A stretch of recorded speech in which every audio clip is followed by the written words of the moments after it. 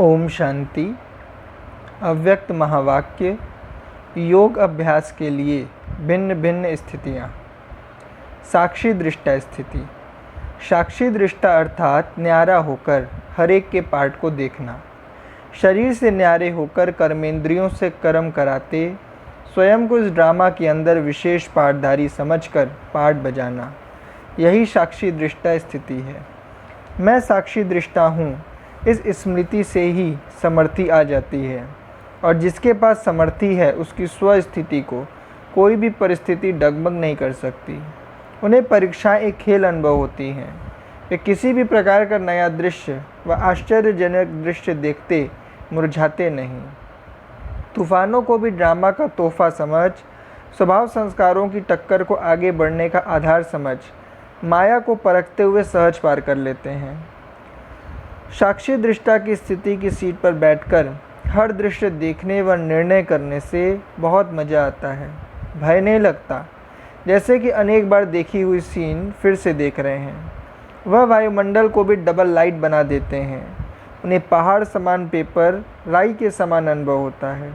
कर्म करने के पहले त्रिकालदर्शी स्टेज पर स्थित हो तीनों कालों को जानने वाले बन कर्म के आदि मध्य अंत को जानकर हर कर्म करने व साक्षी दृष्टा हो पाठ बजाने से वर्तमान व भविष्य में पूज्य स्वरूप बन अनेक आत्माओं के आगे दृष्टांत रूप बन जाएंगे।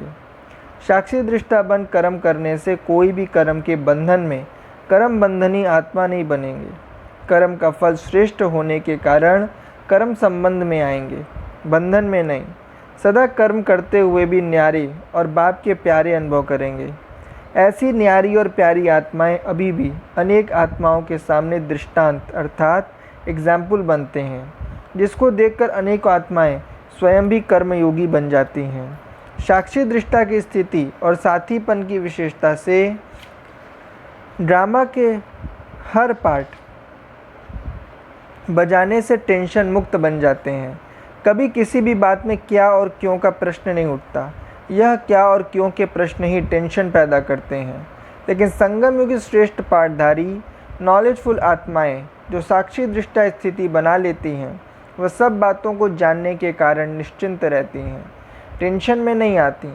यदि किसी आत्मा का तमोगुणी अर्थात अज्ञान का पार्ट है, तो शुभ भावना और शुभ कामना से उनके पार्ट को साक्षी हो देखते हुए शांति और शक्ति का दान देना है। घबराना नहीं है, अपने सत्व प्रधान पार्ट में स्थित रहना है। निश्चय बुद्धि बन साक्षी होकर अपना व दूसरों का पार्ट देखेंगे तो विचलित नहीं होंगे। एक तो हर एक के संस्कार भिन्न भिन्न हैं, दूसरा कोई न कोई माया का रूप बनकर भी आते हैं। यह तो खत्म होगा ही नहीं, लेकिन उसमें स्वयं कमल पुष्प के समान सेफ रहने के लिए साक्षीपन की स्थिति में रहने का अभ्यास करो। संस्कार भिन्न भिन्न होते हुए भी टक्कर न हो, इसके लिए नॉलेजफुल हो जाओ। विनाश लीला के विकराल रूप को देखने के लिए देह संबंध, पदार्थ, संस्कार इन सब की आकर्षण से परे, प्रकृति की हलचल की आकर्षण से परे फरिश्ता बन ऊपर की साक्षी दृष्टा स्थिति में स्थित रहने से ही शांति और शक्ति की किरणें सर्व आत्माओं के प्रति दे सकेंगे। जैसे ड्रामा की सीन सीट पर स्थित हो देखने में ही मज़ा आता है, ऐसे साक्षीपन की सीट पर सदा स्थित रहो तो हार और जीत के दृश्य को देखकर कभी भी डगमग नहीं होंगे, सदा एकरस रहेंगे। ऐसी साक्षी दृष्टा स्थिति बनाने के लिए सदा स्वचिंतन चलता रहे, सदा शुभ चिंतन और शुभ चिंतक हो। जरा भी व्यर्थ बातों में समय व्यर्थ न जाए। चलते फिरते अपने को निराकारी आत्मा और कर्म करते अव्यक्त फरिश्ता समझो। इस देह की दुनिया में कुछ भी होता रहे, लेकिन फरिश्ता ऊपर से साक्षी हो सब पाठ देखते सकाश अर्थात सहयोग देते हैं। सकाश देना ही निभाना है। जब ऐसी साक्षी दृष्टा की स्टेज पर रहेंगे तब किसी भी प्रकार के वातावरण का सेक नहीं आएगा। दूसरा, विश्व कल्याणकारी स्थिति। विश्व की सर्व आत्माएं आपका परिवार हैं, क्योंकि बेहद के बाप के बच्चे हो तो बेहद के परिवार के हो। इसलिए रहम दिल बन सर्व आत्माओं के कल्याणकारी बनना ही विश्व कल्याणकारी स्थिति है। स्मृति रहे मैं विश्व के मालिक का बालक हूँ। मास्टर रचयिता बन विश्व की रेख देख करना व विश्व की परिक्रमा लगाना, यही विश्व कल्याणकारी स्थिति है। जैसे पहले के योग्य राजाएं सदा अपने राज्य का चक्र लगाते थे, प्रजा को सदा सुखी और संतुष्ट रखते थे, ऐसे मास्टर रचयिता बन विश्व की रेख देख करनी है।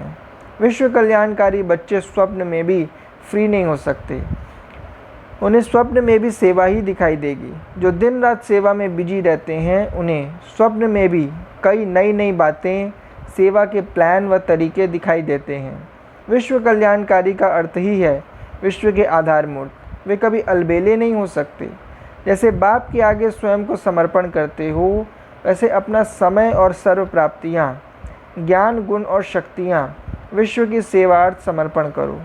जो संकल्प उठता है उसे चेक करो कि विश्व सेवा प्रति है।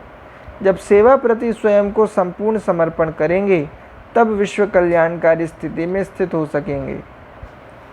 विश्व कल्याणकारी वह है जिसका हर बोल रूहानी साज के समान उत्साह और उमंग दिलाए।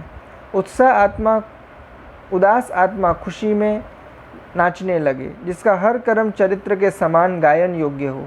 हर सेकंड का संपर्क आत्मा को सर्व कामनाओं की प्राप्ति का अनुभव कराए। कोई आत्मा को शक्ति का, कोई को शांति का, मुश्किल को सहज करने का, अधीन से अधिकारी बनने का, उदास से हर्षित होने का, छत्र छाया का अनुभव कराए। इतने बड़े विश्व का कल्याण करने के लिए एक ही समय पर हर सेकंड मन, वाणी और कर्म तीनों द्वारा साथ साथ सर्विस करनी है। जब तीनों ही रूपों से सेवा हो, तब यह सेवा का कार्य समाप्त हो सकेगा। एक ही समय तीनों रूपों से सेवा करने वाले विश्व कल्याणकारी हैं। विश्व कल्याणकारी स्थिति में स्थित रहने से सदा अथक और निरंतर सेवाधारी होंगे, सदा एवर रेडी ऑलराउंडर होंगे। कैसी भी अवगुण वाली आत्मा के प्रति, कड़े संस्कार वाली आत्मा के प्रति, कम बुद्धि वाली आत्मा के प्रति, ग्लानि करने वाली आत्मा के प्रति भी कल्याणकारी अर्थात लॉफुल और लवफुल होंगे। उनके सामने कैसी भी अवगुणधारी आत्मा हो, कैसी भी अज्ञानी पतित आत्मा हो, उसकी बुराई व कमजोरियों को कल्याणकारी होने के नाते क्षमा करेंगे, दिल पर नहीं रखेंगे।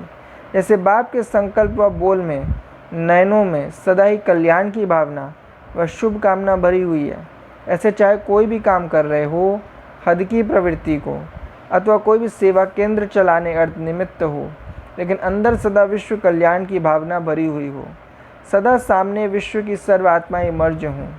कितनी भी दूर रहने वाली आत्मा को अपनी श्रेष्ठ भावना व श्रेष्ठ कामना के आधार से सेकंड में शांति व शक्ति की किरणें देना, मास्टर ज्ञान सूर्य बन विश्व को कल्याण की रोशनी देना ही विश्व कल्याणकारी स्थिति है। विश्व कल्याणकारी सर्विसेबल बच्चों के संकल्प कभी भी व्यर्थ नहीं हो सकते, क्योंकि वह विश्व की स्टेज पर एक्ट करने वाले होते। उन्हें सारी विश्व कॉपी करती है। अगर एक संकल्प भी व्यर्थ हुआ तो अपने प्रति नहीं किया, लेकिन अनेकों के प्रति निमित्त बन गए।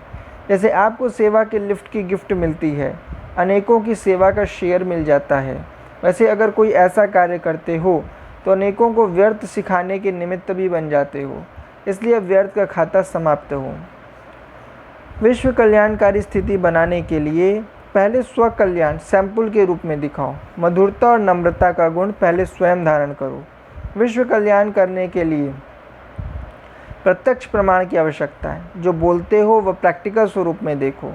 यदि कहते हो मास्टर सर्वशक्तिवान है, माया जीत हैं, तो व्यर्थ संकल्प को सेकंड में समाप्त करो। पहले स्वयं को संपन्न बनाओ। संपूर्णता के आईने में स्वयं का स्वरूप देखो, तब कहेंगे विश्व कल्याणकारी। जैसे बीज द्वारा स्वतः ही सारे विश्व को पानी मिल जाता है, ऐसे आप जब बीज रूप स्टेज पर स्थित होते हो तो ऑटोमेटिकली विश्व को लाइट का पानी मिल जाता है। जैसे लाइट हाउस एक स्थान पर होते हुए चारों ओर अपनी लाइट फैलाते हैं, ऐसे लाइट हाउस बनो तो विश्व कल्याणकारी बन जाएंगे। हर संकल्प में विश्व कल्याण की स्मृति रहे। जब लक्ष्य रहता है कि हम विश्व कल्याणकारी हैं, तो अकल्याण का कर्तव्य हो नहीं सकता। जैसा कार्य होता है वैसी अपनी धारणाएं होती हैं। अगर कार्य याद रहे तो सदा रहम दिल, सदा महादानी रहेंगे। विश्व कल्याणकारी की स्मृति से स्वयं प्रति भी हर कदम कल्याणकारी की स्मृति वृत्ति से चलेंगे और चलाएंगे। विश्व कल्याणकारी बनने के लिए बेहद की स्थिति चाहिए। संबंध, संस्कार, स्वभाव सब बेहद में हो, हद के नहीं, हद निमित्त मात्र। सारा टेंशन बेहद की सेवा में हो। तन मन और प्राप्त धन सदा विश्व सेवा में अर्पण हो। मस्तक और नैनों में विश्व की सर्व आत्माएं स्मृति व दृष्टि में रहें। अप्राप्त आत्माओं को तृप्त, भिखारी आत्माओं को संपन्न बनाने की धुन लगी रहे। दिन रात बाप द्वारा शक्तियों का वरदान लेते हुए सर्व को देने वाले दाता बनो। अच्छा, ओम शांति।